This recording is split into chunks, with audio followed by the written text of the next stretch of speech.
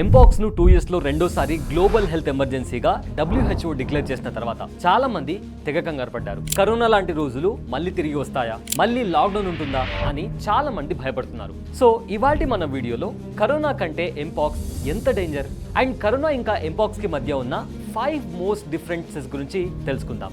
ఈ వీడియో చాలా ఇన్ఫర్మేటివ్గా ఉండబోతుంది. స్కిప్ చేయకుండా ఎండ్ వరకు చూడండి.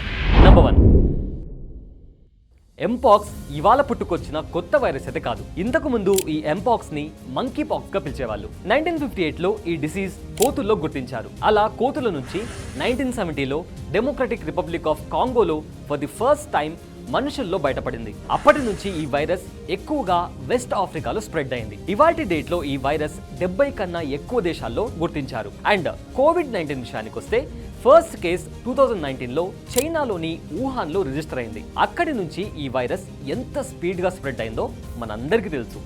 మంకీ పాక్స్ కి కోవిడ్-19 కి ఉన్న ప్రైమరీ సిమిలారిటీ ఏంటంటే రెండింటిని WHO గ్లోబల్ హెల్త్ ఎమర్జెన్సీగా డిక్లేర్ చేసింది. నంబర్ 2, కోవిడ్-19తో పోలిస్తే ఎంపాక్స్ అంత సీరియస్ కాంటేజియస్ డిసీజ్ అయితే కాదు. రెండు కూడా అఫెక్ట్ అయిన పర్సన్ నుంచే వస్తాయి. కానీ ఈ విషయంలో కొన్ని తేడాలున్నాయి. అవేంటంటే కరోనా ఒకరి నుంచి ఇంకొకరికి చాలా ఈజీగా స్ప్రెడ్ అవుతుంది.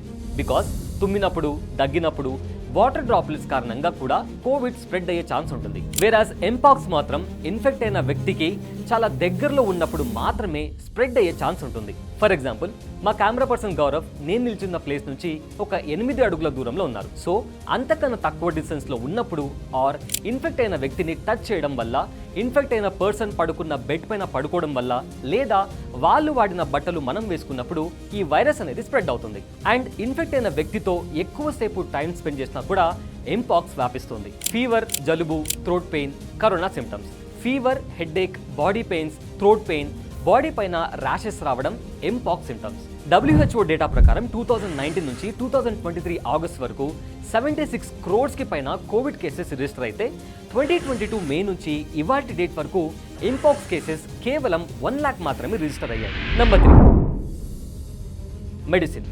అదేనండి, వ్యాక్సిన్. ఎంపాక్స్ కోసం డైరెక్ట్గా వ్యాక్సిన్ లేనప్పటికీ ప్రైమరీ మెడికేషన్ అయితే ఉంది. దాని కారణంగా 2 to 4 weeks ఎంపాక్స్ తగ్గిపోతుంది. కానీ కోవిడ్ టైంలో ఒక ప్రాపర్ మెడికేషన్ కనుక్కోవడానికి కూడా డాక్టర్స్కి టైం పట్టింది. వ్యాక్సిన్ రెడీ చేసి మళ్ళీ వ్యాక్సిన్ని టెస్ట్కి పంపించి ఆ తర్వాత పర్మిషన్ తీసుకున్న తర్వాతే మార్కెట్లోకి వ్యాక్సిన్స్ వచ్చాయి. ఈ గ్యాప్లో మెడికల్ షాప్ వాళ్ళు, వేరే కార్పొరేట్ హాస్పిటల్స్ వాళ్ళు దోచుకోవాల్సిందంతా దోచుకున్నారు.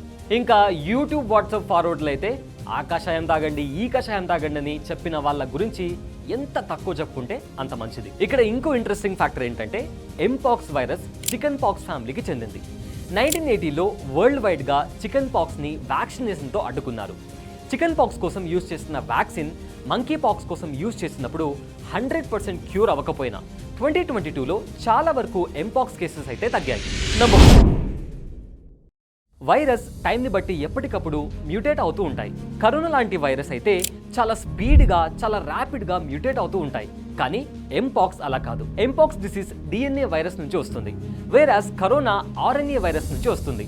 RNA వైరస్తో పోలిస్తే DNA వైరస్లు అంత స్పీడ్గా మ్యూటేట్ కావని సొసైటీ ఆఫ్ మైక్రోబయాలజీ ఒక రిపోర్ట్ ద్వారా తెలిపింది. నంబర్ 5,